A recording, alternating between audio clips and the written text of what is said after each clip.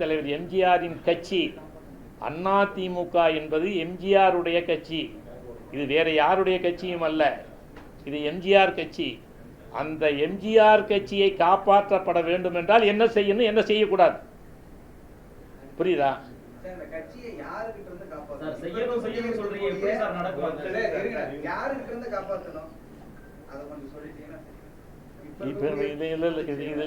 நீங்க ஒரே விஷயம் கேட்குறேன், நீங்க ஒரு விவரமான இளைஞர் தானே, நான் சொல்லுகிற கருத்துக்கு என்ன விடைன்னு நீங்க சொல்லுங்க சார். நீங்க இந்த ஏன் இப்படி இருக்கீங்க, ஏன் இப்படி, அதாவது எதையுமே இவ்வளவு தூரம் சொல்றீங்க, இப்போ நடக்கலை என்ன அப்படிங்கிற அந்த கோணத்தில் பாருங்க. நீங்க அதாவது இதில் ஏதாவது இன்னாரை தாக்கினால் அந்த கருத்தை சொன்னால் அது தலைப்புச் செய்தியாக இடம்பெறுமா, இது அப்படி பார்க்காதீங்க, நலன் கருதி சொல்லுங்க. நான் கேட்கறது ஒரே ஒரு விஷயம்தான், நான் சொல்லுகின்ற கருத்து உங்கள் பார்வையில் சரியா தப்பா, முதல்ல அதை சொல்லுங்க. நீங்க இந்த மாதிரி சொல்றது தப்புங்கன்னு சொல்லுங்க, அதுக்கு நான் விளக்கம் சொல்றேன். சார், இப்போ வந்து ஓபிஎஸ் அப்ப இவங்க சசிகலா வந்து இணைச்சா அதிமுக மீண்டும் வந்து வெற்றி பெறுமா?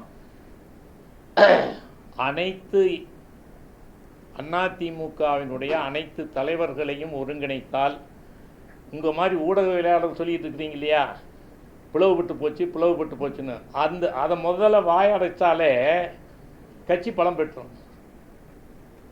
பிளவு என்ற ஒரு சொல் இருக்கக்கூடாது.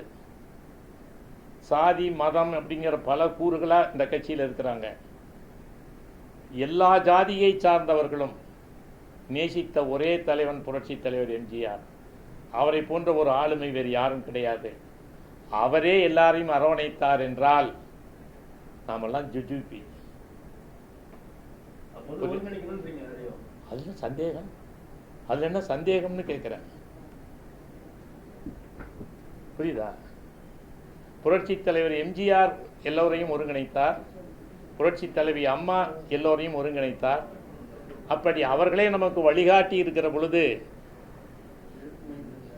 உள்ளங்கை நெல்லிக்கனி போல் தெரிகின்ற அந்த உண்மைக்கு நான் என்ன அதுக்கு சான்றிதழ் கொடுக்கணுமா என்ன? எடப்பாடி பழனிசாமி பொதுச்செயலாளராக வந்த பிறகு, கட்சியோட தலைவராக வந்த பிறகு, முதலமைச்சராக வந்த பிறகு நடந்த அனைத்து தேர்தல்களிலும் தோல்வி. இது வந்து இல்லை, இதைத்தாங்க ஆய்வு செய்ய சொல்றேன், புரியுதா?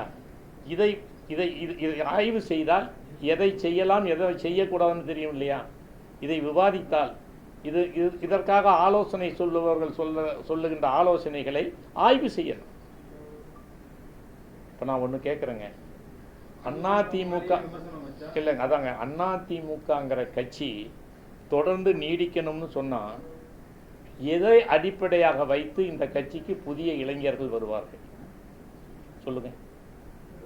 எதை அடிப்படை? ஒன்று திராவிட இயக்கம்ங்கிற ஆளுமை, ஒன்று பேச்சாற்றல் அல்லது எழுத்தாற்றல் அல்லது திரையா ஆற்றல். இந்த மூன்று ஆளுமை தன்மைகளும் பிரதானமாக இடம்பெற்ற இயக்கங்கள் தான் திராவிட இயக்கம். அதுவும் குறிப்பாக புரட்சி தலைவர் எம்ஜிஆரை போன்ற ஒரு ஆளுமை இந்தியாவில் உலகத்திலே இல்லை என்ற பன்முகத்தன்மை கொண்ட ஒரு அவதார புருஷர். அவர் உருவாக்கின இந்த கட்சியில் அவரே எல்லாத்தையும் அட்ஜஸ்ட் பண்ணி போனார்னா நீங்களும் நானும் போறதுக்கு யோசிச்சா எப்படிங்க இது விளங்கும், புரியுதா? அதனால எப்பொருள் யார் யார் வாய் கேட்பினும் அப்பொருள் மெய்ப்பொருள் காண்பது அறிவு, புரியுதா? மெய்ப்பொருள் காணுங்கப்பா. மெய்ப்பொருள் காண சொன்னா வேலை வெட்டி இல்லாதவங்கிறீங்க. அதாவது உடனடியாக எடுக்கப்பட வேண்டிய முடிவு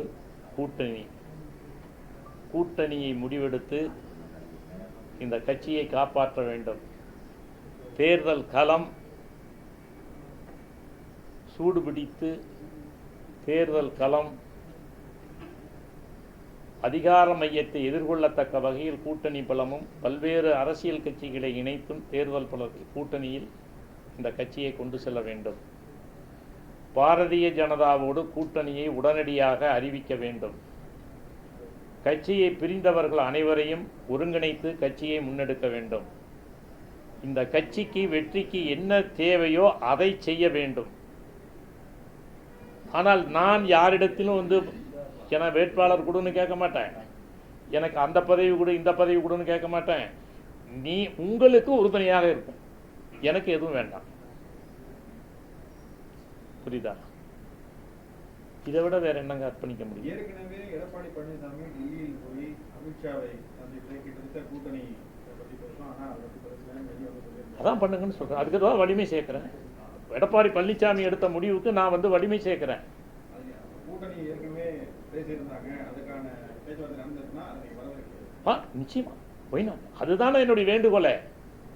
உங்களுடைய வேண்டுகோளை அவர்கள் ஏற்கிறது கிடையாதுங்க. ஆனால் இன்னொன்று நீங்கள் சொல்லியிருக்கீங்க, அரசியல் அதாவது தேர்தலில் வந்து ஒற்றுமையுடன் களம் காண வேண்டும்.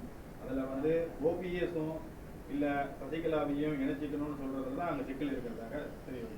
இல்லைங்க, நான் சொல்றது தீர்வு இல்லாத பிரச்சனைகளே கிடையாது.